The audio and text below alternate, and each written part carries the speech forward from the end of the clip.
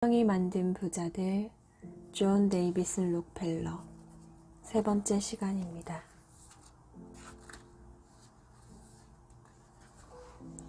뉴욕으로 본사를 옮기다 1885년 세계적인 기업으로 성장한 스탠더드 오일은 뉴욕으로 본사를 옮겼다. 뉴욕항이 내려다 보이는 브로드웨이 26번가에 10층짜리 빌딩을 지은 것이다. 본사 건물은 곧 28층으로 증축되었고 스탠더드 오일은 미국을 대표하는 최고의 기업이 되었다. 록펠러는 클리블랜드에서 일하던 직원들을 대부분 데려와 뉴욕에 살 집을 마련해 주었고 자신도 저택을 구입해 이사했다. 그는 40개의 기업을 거느리고 있었지만 일반 사원처럼 아침 일찍 사무실에 출근해 일을 냈다. 그는 석유를 개발할 당시 행했던 다양한 조사를 토대로 여러 대학 연구소에 투자했다.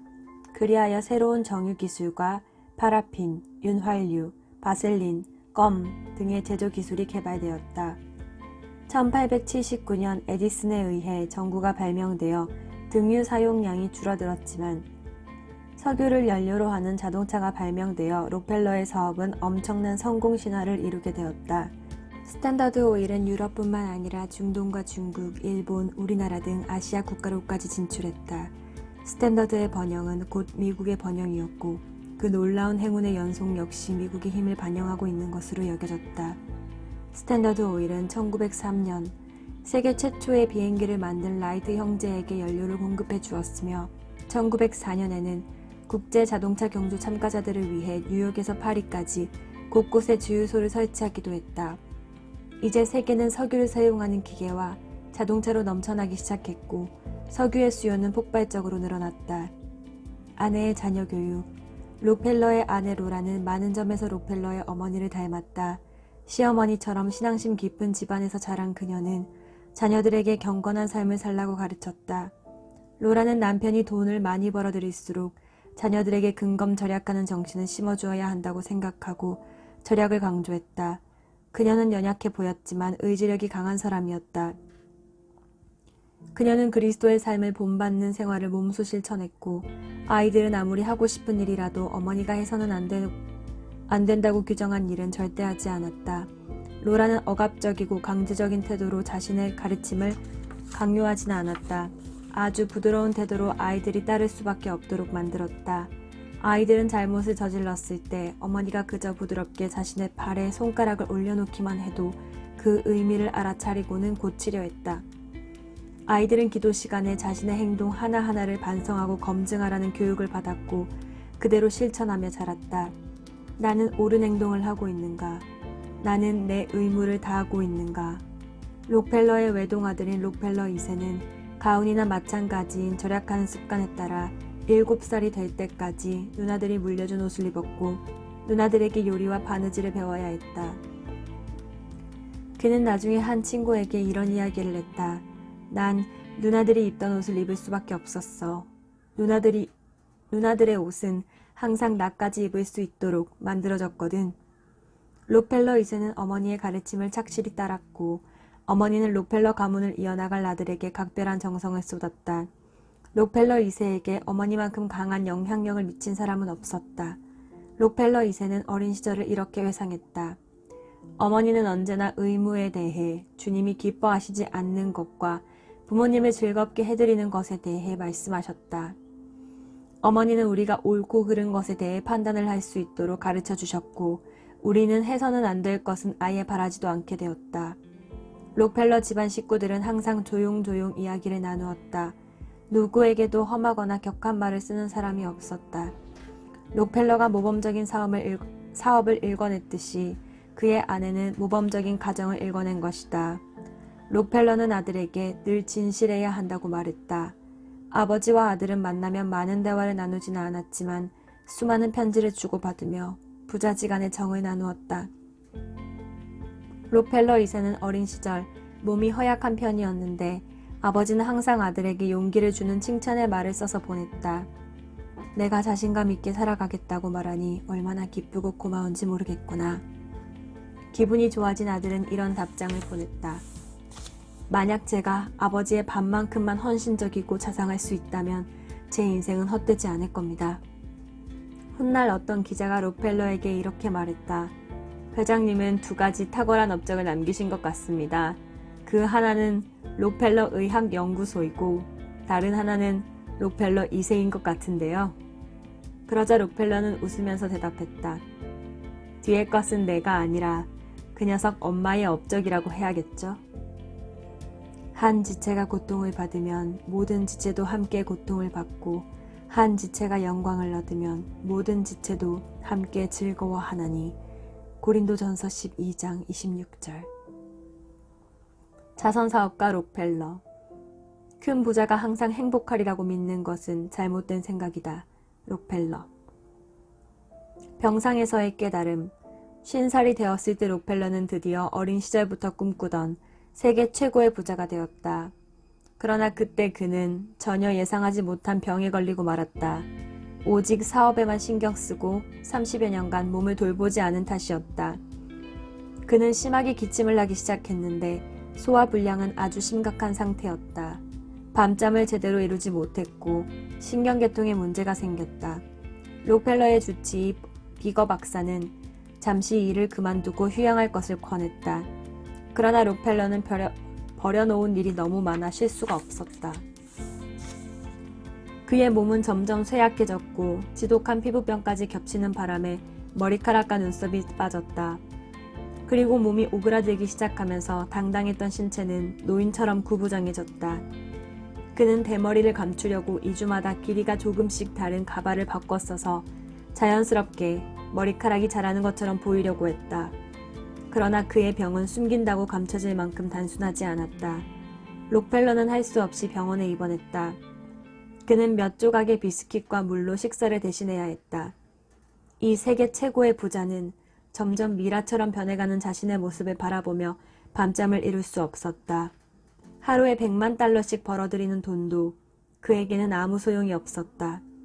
어려서부터 돈을 벌기 위해 살아온 그는 그제야 돈이 결코 인생의 전부가 될 수 없다는 것을 깨달았다. 병원에서 종합정밀검사를 실시한 결과 록펠러에게 1년 이상 살 수 없다는 사형 선고를 내렸다. 그러자 사람들은 록펠러의 죽음을 안타까워하기보다는 그 많은 재산이 누구에게 돌아갈 것인지에 대해 더 큰 관심을 가졌다. 억만장자 록펠러는 더 이상 행복하지 않았다. 그의 얼굴은 딱딱하게 굳어버렸다. 록펠러는 신문사마다 자신의 사망기사를 미리 준비하고 있다는 소식을 전해 듣고 절망했다. 그는 무서운 고통 속에서 삶과 죽음에 대해 진지하게 생각하기 시작했고 새삼스럽게 죽으면 다 소용없다는 사실을 깨달았다. 그러던 어느 날이었다. 최종 검진을 받기 위해 휠체어를 타고 가던 록펠러는 무심코 병원 로비에 걸려있는 액자 안의 글귀를 보게 되었다. 주는 자가 받는 자보다 복이 있다. 그 순간 마음이 찡해지고 눈물이 났다. 그는 지그시 눈을 감고 생각에 잠겼다. 잠시 후 주변에서 시끄럽게 다투는 소리가 들려왔다. 정신을 차리고 바라보니 사람들이 입원비 문제로 다투고 있었다. 병원 직원은 병원비를 내지 않으면 입원이 안 된다고 하고 있었고 환자 어머니는 어떻게든 병원비를 마련해 볼 테니 우선 입원시켜 달라고 울면서 사정하고 있었다. 록펠러는 곧 비서를 시켜 병원비를 지불하게 했다. 하지만 누가 지불했는지는 모르도록 했다. 얼마 후 록펠러가 몰래 도와준 소녀가 기적적으로 살아났다. 그는 조용히 소녀의 모습을 지켜보며 미소를 지었다. 록펠러는 얼마나 기뻤던지 나중에 그 순간을 이렇게 표현했다. 나는 살면서 이토록 행복한 삶이 있는지 몰랐었다. 그때부터 나눔의 삶을 실천하기로 결심한 록펠러는 자선사업가로 변모했다. 자신의 병에 걸린 것이 하나님의 뜻이었음을 안 것이다. 그는 교회의 일을 더욱 열심히 했고 가난한 사람들을 돕는 일에 힘썼다. 가장 큰 변화는 그의 얼굴에 나타났다. 미소가 돌아온 것이다. 록펠러는 이제 새 사람이 되었다. 그는 돈 버는 일을 그만두고 그동안 모은 막대한 재산으로 가난하고 불쌍한 사람들을 돕기 시작했다. 그러면서 그는 하나님께 건강을 돌려달라고 눈물을 흘리며 간절히 기도했다. 하나님, 부디 저에게 건강을 돌려주십시오. 오래 살고 싶어서가 아니라 하나님의 뜻에 따라 지금까지 벌어들인 돈을 이 세상을 위해 쓰고 싶어서입니다. 그러자 기도에 대한 응답이 왔다. 록펠러는 점차 건강을 되찾아갔고 밤잠도 잘 자게 되고 음식도 잘 먹게 되었다. 하나님의 계획을 깨닫다. 얼마 동안 휴식을 취하고 요양을 하자 록펠러의 몸은 몰라보게 좋아졌다. 이후 그는 다시 회사에 출근하기 시작했지만 예전과는 다른 일을 했다. 새로운 산업을 버리지 않으면서 지금까지 해오던 업무를 회사 임원들에게 넘겨주기 시작한 것이다. 그는 병상에서 깨달은 대로 자선 사업을 하기 위해 주변을 정리하며 은퇴를 준비했다. 그는 앞으로는 사업보다는 삶의 방향을 성경에서 찾고 기도하는 삶을 살겠다는 결심을 냈다. 록펠러는 이런 생각을 냈다. 하나님께서 내게 많은 돈을 주신 것은 내가 그것을 세상 사람들에게 다시 나누어 주리라는 것을 아시고 도구로 사용하시려는 뜻이었구나. 그는 자신의 재산은 인류의 복지를 위해 사용하라고 하나님께서 주신 선물이라고 생각하고 앞으로는 자선 사업만 하겠다고 마음먹었다. 이제 그의 앞길에는 새로운 사업이 기다리고 있었다. 그는 자선 사업을 하려면 어떻게 해야 좋은지 골똘히 생각했다. 그는 어린 시절부터 어머니의 가르침에 따라 수입의 10분의 1을 꼬박꼬박 떼어 교회에 헌금해왔다. 그리고 젊은 시절 직장에 다닐 때부터 자선사업에 많은 돈을 기부했다. 하지만 그것은 조금씩 꾸준히 내놓은 것이었다. 이제 록펠러는 하나님께서 그런 방식이 아니라 전 재산을 바치는 자선사업을 요구한다는 것을 알았다. 록펠러가 자선사업에 관심을 가지고 있는 사실이 알려지자 수많은 사람들이 그에게 몰려들었다. 그는 가는 곳마다 도움을 청하는 사람들에게 시달려야 했다. 그러면서 자선사업을 하기 위해서는 사업할 때만큼의 노력이 필요하다는 것을 깨닫게 되었고 반드시 필요한 곳에 자금이 지원되어야 한다는 신념을 가지게 되었다. 록펠러의 유일한 관심사는 자신의 재산을 어떻게 하면 자선사업에 지혜롭게 쓸 수 있는가 하는 것이었다. 그는 맨 처음 교육의 눈을 돌려 1903년 교육재단을 창립하면서 이런 말을 했다. 나는 세상에 나쁜 힘을 없애야 한다는 생각을 하고 있는데 그 힘은 교육에서 나온다고 생각한다. 그래서 우선 대학을 도와주기로 결심했다. 그 후 시카고 대학을 설립한 그는 대학 발전에 큰 관심을 가지고 있었지만 학문 연구와 학교 운영에는 전혀 간섭하지 않았다. 그는 자신이 살아있는 동안에는 건물에 자신의 이름을 붙이는 것조차 거절했다. 록펠러가 처음으로 시카고 대학을 방문한 것은 15주년 개교기념일 때였다. 학교 측에서는 학생들을 시켜 록펠러를 환영하는 노래를 만들어 부르게 했다. 록펠러는 그 노래를 듣고 이렇게 말했다. 그 돈은 하나님께서 주신 것입니다. 그러니 어떻게 시카고 대학에 기부하지 않을 수 있습니까? 록펠러는 어머니가 돌아가시자 뉴욕에서 가장 크고 아름다운 리버사이드 교회를 지어 바쳤다. 그것은 어머니가 가르쳐준 신앙 정신을 오래도록 기리기 위해서였다. 리버사이드 교회에서 첫 예배를 보던 날 많은 사람들이 록펠러와 그의 가족을 위해 감사의 기도를 올렸다. 그때 록펠러는 간단한 한마디만 남겼다. 주님께 받은 것을 다시 주님께 드렸을 따름입니다. 록펠러 재단의 설립 1913년 록펠러는 마침내 세계 최대의 자선단체인 록펠러 재단을 설립했다. 록펠러 재단은 전 세계 인류를 조금이라도 행복하게 만드는 것을 목표로 삼았다. 그는 자선사업에 있어서도 인재가 필요하다는 생각에 사명감과 추진력이 강한 프레드릭 T. 게이츠 목사를 영입했다. 그리고 록펠러 2세도 자선사업에 평생을 바치겠다고 다짐하고 록펠러 재단에 참여했다. 록펠러 재단이 주로 하는 일은 교육과 세계 평화를 위한 것이었다. 록펠러 재단은 미국뿐만 아니라 유럽, 중국, 일본의 많은 도시의 의과 대학교 건립에 필요한 자금을 기부했다. 또한 록펠러 재단이 만든 록펠러 의학연구소는 백신 등의 의약품을 개발해 말라리아, 발진 티푸스, 결핵, 황열병 등의 질병 퇴치에 공헌했다. 록펠러 재단의 후원으로 170여 명에 달하는 노벨상 수상자들이 나온 것만 봐도 그 위력을 알 수 있을 것이다. 록펠러 재단은 그 외에도 인류 역사상 중요한 업적을 많이 남겼다. 우리나라 또한 록펠러 재단의 후원을 받았다. 대표적인 예로 1948년 12월 록펠러 재단으로부터 약 4만 5천 달러를 지원받아 최초의 국어 사전을 만든 것을 들 수 있다. 당시는 해방 직후의 혼란기여서 모든 것이 부족한 시절이라 사전을 만들기가 쉽지 않았는데 록펠러 재단의 지원으로 국민들에게 꼭 필요한 사전을 만들 수 있었던 것이다. 최근 들어 아시아와 아프리카의 여러 나라들을 돕고 있는 록펠러 재단은 록펠러 가문을 세계에서 가장 많은 자선을 베푼 가문으로 만들었다. 록펠러의 자손들은 경영, 자선, 정치, 예술 분야에서 100년 이상 활발한 활동을 펼쳤고 21세기에 이른 지금도 막강한 영향력을 행사하고 있다. 두려워 말라. 내가 너와 함께 함이니라. 이사야 41장 10절. 하나님을 의지한 노인. 나는 돈창고를 맡은 청직이다. 따라서 이 돈을 하나님의 뜻대로 사용하는 권리밖에 없다. 록펠러. 아내의 죽음. 록펠러는 스탠더드 오일에서 물러난 후 자선사업과 관련된 일도 게이츠 목사와 록펠러 2세에게 맡겼다. 록펠러는 충실한 남편이자 헌신적이고 모범적인 아버지였다. 그는 젊은 시절 사업에 빠져서 가정을 돌보지 못한 일은 있어도 등한시한 적은 한 번도 없었다. 이제 은퇴한 록펠러는 가족들과 좀 더 행복한 삶을 누릴 수 있기를 원했다. 그러나 그 일은 가족들의 건강 때문에 여의치 못했다. 록펠러는 50대 중반에 혹독한 병마가 스쳐간 이후 건강을 유지하며 생활하고 있었지만 그의 가족들은 그렇지 못했다.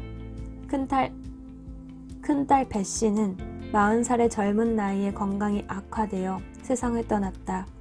막내딸 에디스와 아내 로라의 건강도 좋지 않았다. 록펠러가 많은 신경을 썼지만 아내의 몸은 점점 쇠약해져 갔고 신경도 날카로워져 갔다. 그 무렵 록펠러는 좋아하는 여행도 다니지 않고 거의 집에서 아내와 함께 지냈다. 그는 아내에게 책을 읽어주었고 정원을 가꾸어 보다 많은 꽃을 볼 수 있게 해주었다. 록펠러는 손자, 손녀들을 불러 정원을 가꾸는 법을 가르쳐 주거나 용돈을 나누어 주는 것을 낙으로 삼았다. 그는 아이들에게 용돈을 주면서 돈을 낭비하지 말라는 말을 빠뜨리지 않았다. 얘들아, 돈을 쓸 때는 아주 아껴 써야 한단다. 그리고 너희들이 커서는 가난한 사람들을 도와줄 능력을 갖추어야 한다는 것을 잊어서는 안 된다. 록펠러 부부는 로라가 75살이 되었을 때 마침내 도시를 떠나 그 해 겨울에 남쪽의 따뜻한 휴양지인 플로리다에서 보냈다. 록펠러 부부는 그곳에서 50번째 결혼기념일과 로라의 75번째 생일을 맞이했다. 그곳에 머무르는 동안 아내의 건강은 다소나마 회복되는 것 같았다. 하지만 로라는 그 다음 해인 1915년 3월 12일 76살의 나이로 세상을 떠났다. 록펠러는 아내의 죽음에 몹시 상심해서 눈물을 흘렸다. 아들은 그때 처음으로 아버지가 우는 모습을 보았다. 록펠러는 너무나 평화롭고 편안한 얼굴로 잠든 듯이 누워있는 아내의 모습을 오랫동안 바라보고 서 있었다. 록펠러는 아내를 기념하기 위해 로라 스펠만 록펠러 재단을 설립했고 시카고 대학교 안에 시카고 교회를 건축하여 하나님께 바쳤다. 록펠러는 교회 봉헌식에서 이렇게 말했다. 인생에서 저에게 가장 큰 행복을 안겨준 일, 제가 이룬 가장 큰 업적이라면 사랑하는 아내를 얻은 것입니다. 록펠러는 어머니와 아내의 신실한 신앙심을 기념하기 위해 4,928개의 교회를 지어 사회에 헌납했다. 록펠러의 마지막. 록펠러는 100살 가까이 살면서 점차 신비로운 존재가 되어갔다. 그는 비가 오나 눈이 오나 매일 한 번씩 차를 타고 드라이브를 냈다. 90살이 넘은 그는 몸이 약간 여위기는 했지만 늘 편안한 복장으로 골프장에 나가 스윙을 했다. 그가 넓은 잔디밭에서 손자들과 함께 즐겁게 대화하는 장면이 신문에 실리기도 했다. 록펠러는 98살이 되어서도 여전히 골프를 치고 드라이브를 즐겼으며 식사 때는 주변 사람들과 농담을 주고받기도 했다. 그러던 어느 날 그는 호흡곤란을 느끼고 처음으로 산소 호흡기를 사용하게 되었다. 그는 비로소 자신에게도 죽음이 찾아오고 있다는 것을 알았다. 어느 날 아침이었다. 잠에서 깨어난 록펠러는 아내의 얼굴이 마치 눈앞에 있는 것처럼 생생하게 떠오르는 것을 느꼈다. 죽음의 천사가 자신에게 내려오고 있음을 알아차린 것이다. 그는 천천히 자리에서 일어나 무릎을 꿇고 기도했다. 하나님, 하나님께서 저를 보시는 그 눈으로 제가 제 자신을 바라볼 수 있는 눈을 주셔서 정말 감사합니다. 그동안 저의 약한 부분을 감싸주시고 건강을 유지할 수 있도록 살펴주신 것에도 감사드립니다. 이제 저는 제 마음의 숨은 사람들을 다시 만날 것입니다. 하나님, 아무것도 피하지 않겠습니다. 그동안 돌봐주신 것에 진심으로 감사드립니다. 록펠러는 기도를 마치고 자리에서 일어났다. 그리고 아무도 없는 방 안에서 벽을 바라보며 중얼거렸다. 여보, 나는 이제 다시 당신을 만나러 이곳을 떠나려 하고 있소. 그동안 당신과 너무 오래 떨어져 지낸 것 같구려. 록펠러의 눈앞에는 아내가 생전의 모습 그대로 다가와 있었다. 그는 1937년 5월 22일 98번째 생일을 며칠 앞두고 조용히 숨을 거두었다. 록펠러는 우리들이 생각하고 있는 것보다 더 큰 진정한 11조의 비밀을 알고 있었던 사람이었다. 그것은 11조란 하나님의 밭에 뿌려져서 싹을 틔우고 자라나 열매를 맺는 씨앗이라는 믿음이었다. 록펠러는 그저 단순하게 헌금이나 11조를 교회에 바치지 않았다. 씨앗을 뿌리는 마음으로 감사하며 하나님의 밭에 뿌렸다. 그러면 그 씨앗은 하늘의 밭에서 움트고 자라나 많은 열매로 돌려주었다. 그가 40명이나 되는 직원을 두고 11조를 계산하게 하고 가장 정직하게 11조를 헌금하는 모범을 보여준 것도 바로 이런 이유 때문이다. 여기에 록펠러의 11조의 비밀이 숨겨져 있음을 결코 잊어서는 안 될 것이다. 훗날 그는 자신의 일생을 돌아보며 이렇게 말했다. 내가 전 세계 인류의 자유에 도움을 줄 수 있는 엄청난 재산을 모은 것은 모두 하나님의 뜻이다. 사망아, 너의 이기는 것이 어디 있느냐? 사망아, 너의 쏘는 것이 어디 있느냐? 고린도전서 15장 55절. 존 데이비스 록펠러. 성경이 만든 부자들, 오늘은 여기까지.